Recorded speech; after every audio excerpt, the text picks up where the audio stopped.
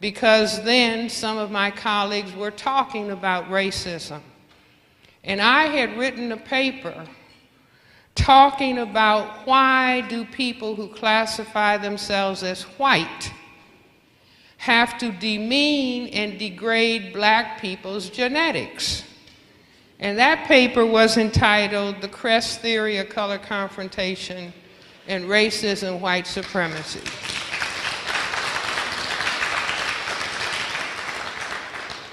And in that paper, I talked about the fact that when people who classify themselves as white keep saying something is wrong with black people's genetics, see, 3 of their fingers are pointing back at themselves. And I didn't invent any genetics. I just simply thought about the things that I had been taught in their institutions and in medical school. That the inability to produce skin pigmentation is defined not by Cress Welsing, but by their own scientists as a genetic recessive trait and a genetic deficiency. A genetic deficiency, and it is albinism. A-L-B-I-N-I-S-M, albinism, meaning the cells in everybody's skin that are called melanocytes, that are charged with the production of melanin pigment, the black pigment. If you have a lot of melanin, you're crystal black, a little bit less you look brown, a little bit less you look red, a little bit less you look yellow, and white is almost none at all. Now, in this video, we take a look at this speech delivered by Dr. Frances Cress Welsing. She talks about how white people use white supremacy and racism to make black people think or believe that the genetics of black people is not good enough or it is bad. So let's watch this video and listen to exactly her explanation on racism, white supremacy, and genetics. And we'll come back here and discuss more and further about it. But before we watch the video, if you haven't yet liked this video, kindly like the video and also subscribe to the channel. Let's watch the videos together. I have been talking about racism, white supremacy for the last, I hate to say it, 37 years. And it has been interesting to me because many people, many of my colleagues in psychiatry have said racism was a part of the past. And black people do not have to talk about racism anymore. And why is that? Dr. Frances Welsing continuing to beat on the drum about racism, white supremacy. Because it wasn't long ago, although it's been decades ago, that I debated another Nobel Prize laureate, Dr. William Shockley, the person who won the Nobel Prize for inventing the transistor.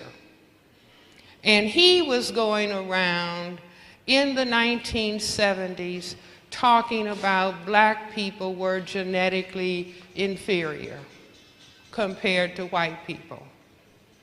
But I had written a paper that I presented in 1970 at the National Medical Association, because then some of my colleagues were talking about racism. And I had written a paper talking about why do people who classify themselves as white have to demean and degrade black people's genetics. And that paper was entitled The Cress Theory of Color Confrontation and Racism, White Supremacy.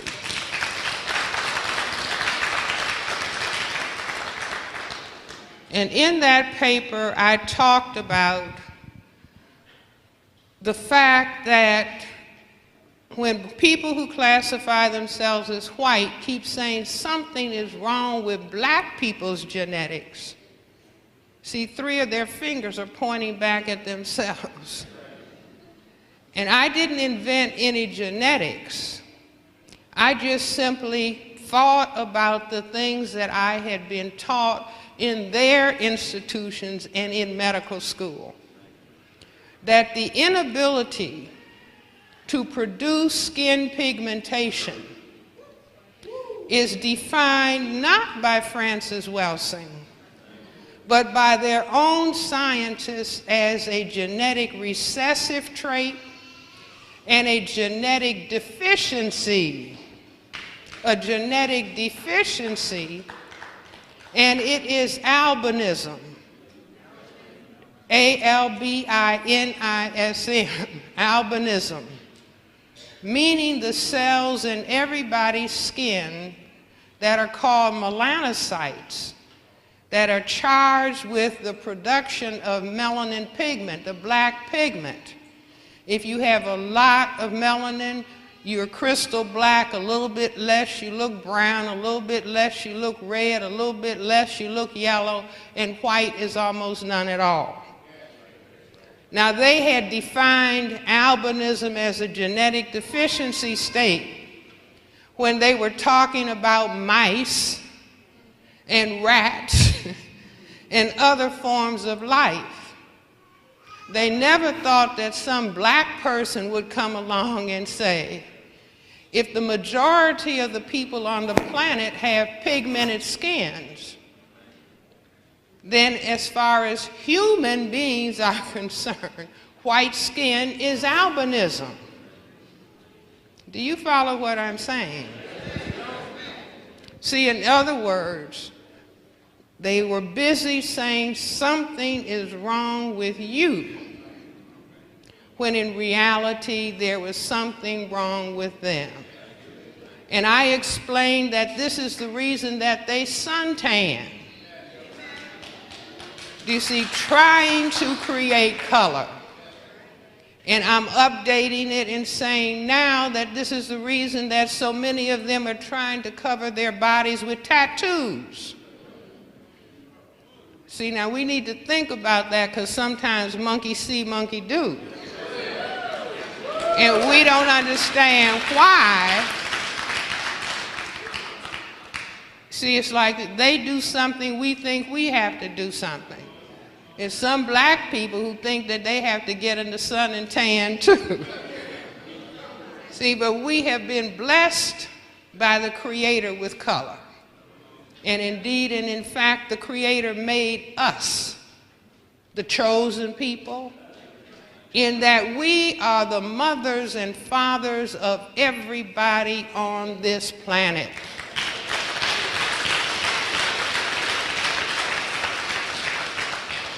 You see, and as the original people, we were crystal black people. The color that we have been taught to hate under racism, white supremacy. Do you see? But this not only explained the suntanning and maybe now the tattooing, but I said this is the core of racism. And this is why racism contains within it, it's dynamic, the need to destroy black people in general, but black men in particular. You see, and we are seeing that with the high level of incarceration of black men, with the dropping out of school, and the high levels of unemployment. And that goes back to the fact that black men are perceived as the persons who can cause white genetic annihilation. Now, as a female, women, we have ovaries, and in our ovaries we have the genetic material. But women cannot impose and force sexual intercourse. Shall I say that again? See, females, we can try to entice and influence, but if I reached in my purse and pulled out an Uzi, and I started to threaten a man and say, I don't care if your wife is here, you are going to have sexual intercourse, and I frightened him, he wouldn't be able to. See, because the erection disappears in the presence of fear. So women cannot impose sexual intercourse. And so the white collective, from the time that Christopher Columbus came out of Spain in his little boats and started the white people circumnavigating the globe, they began to realize, wait a minute, all these other people on the planet are people of color. And the men, just like the fondling fathers. Did you hear the term? See, black people, we don't need to say founding fathers. We need to talk about the fondling fathers, the Thomas Jeffersons, the George Washingtons, and all of those slaveholders who were raping and taking sexual advantage of black women. They found out that by sexually relating, their white color would disappear. And they began to understand, wait a minute, when they realized that they were just a tiny, tiny minority population on the planet. And see, we're still busy calling ourselves minorities. But guess what, ladies and gentlemen? They are the minority on the planet, but they know the value of saying repeatedly to other people that they are the minorities because it makes them feel weak and it makes them feel vulnerable. So we really need to start talking about the global white minority. The global white minority. The global white minority. See, and the global white minority realized that for them to genetically survive on planet Earth, they have to have control over all of the non-white people. And because black people have the greatest genetic potential to cause white genetic annihilation, the heaviest pressure has to be on us as a people, as a total people, and as black men in particular. And so therefore, we learned, many of us learned before we learned how to read or write. If you are black, get back. If you are brown, stick around. If you are yellow, you're mellow, and if you're white, you're all right. They were just color coding what they needed to do for white genetic survival. And that is continuing on the planet today. So I maintain that we need to update our understanding and understand the noose, like they're trying to tell us, is just a joke, and that it doesn't mean anything. I would suggest that for every person who hasn't already read the book Without Sanctuary, it's a pictorial essay of all the lynchings and castrations of black men and burning of black men as white people stood around and cheered, and in some cases taking home body parts. We need to look at that and study that, and I say don't waste any energy hating white people. That's not taking us anywhere. It's like if we sat down at a chessboard to play chess at a tournament, You don't beat your opponent by hating your opponent. You have to take all of your energy and understand exactly the moves that the opponent is going to make and make certain that you know how to counter those moves. Now, this is not a mystery to black people. Black people are expert playing basketball, playing football, playing baseball. All of these are psyching your opponent. What moves is the opponent going to make? And you make counter moves that can checkmate the opponent and move on to victory. So we need to understand and master, instead of trying to ignore racism and pretend that it doesn't exist or that it went away some time ago. No, racism is alive and well. Racism is a total global system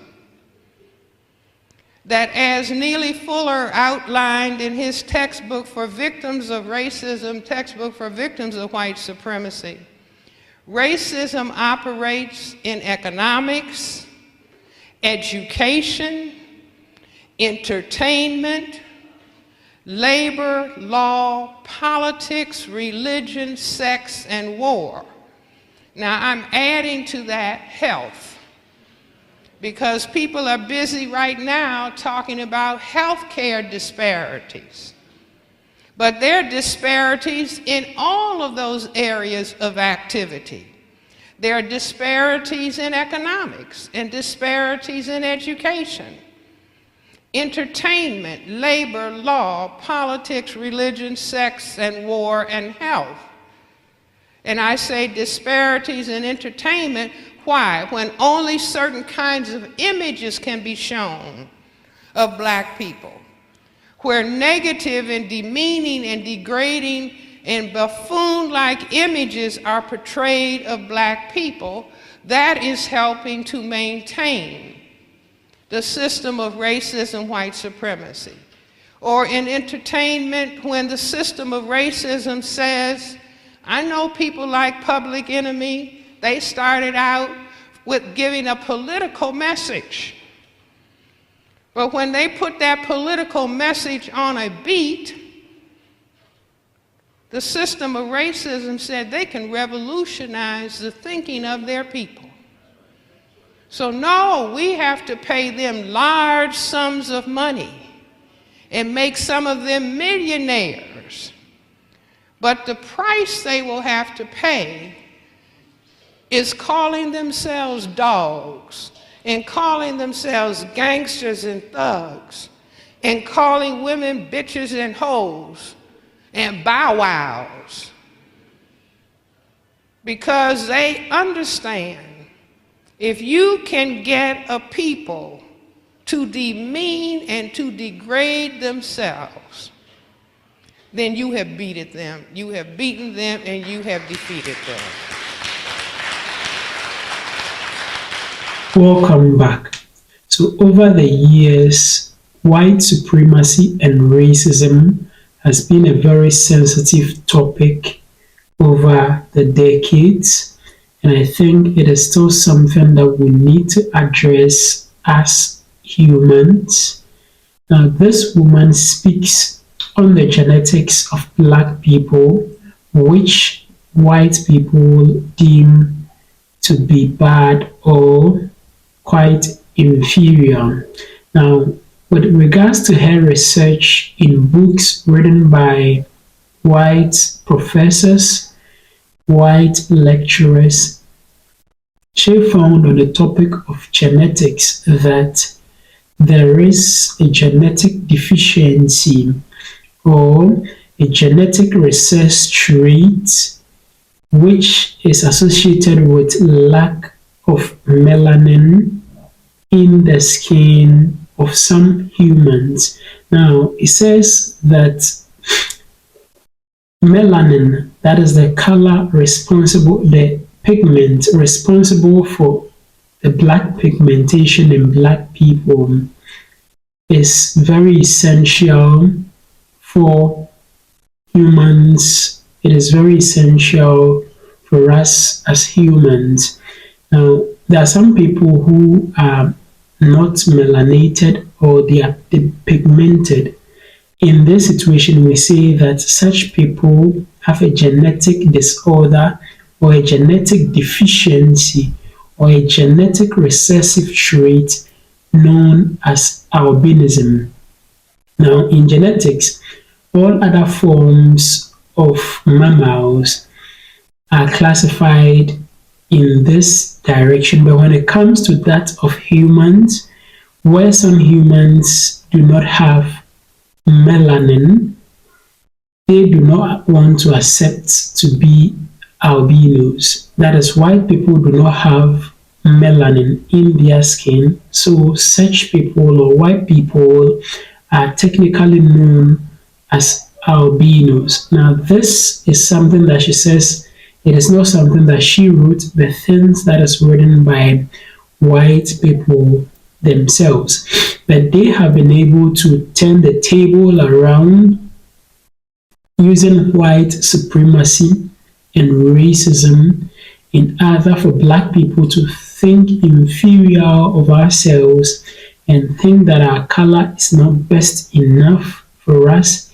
and see white people to be superior. Now, they did this through brainwashing so that people will not be able to like their own skin, so that whites, things that are associated with whites are seen to be superior, and things that are associated with black are seen to be inferior. And this was much pronounced during the era of the slave trade, when the white people arrived in the coast of Africa, particularly the Gold Coast.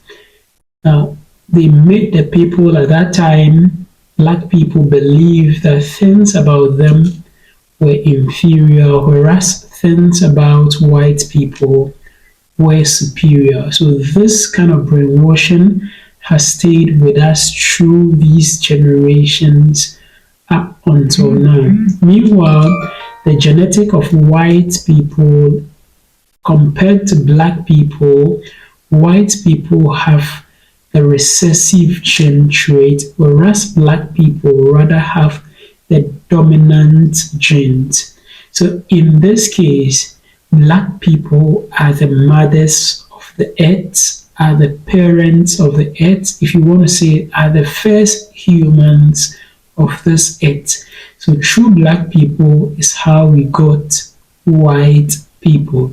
But these white people, through white supremacy and racism, have turned things around for everyone to believe that white is superior to that of black. And they are making the genetics of black people look inferior, which is not so. Let me know what you think about this video in the comment section below. Share your thoughts and your opinions about racism, white supremacy, and the genetics of black and white people in the comment section below. Don't forget to also share this video to your friends and your family. Also, don't forget to subscribe to the channel. Just click the subscribe button down here. Click on the subscribe button. Click as well on the notification bell.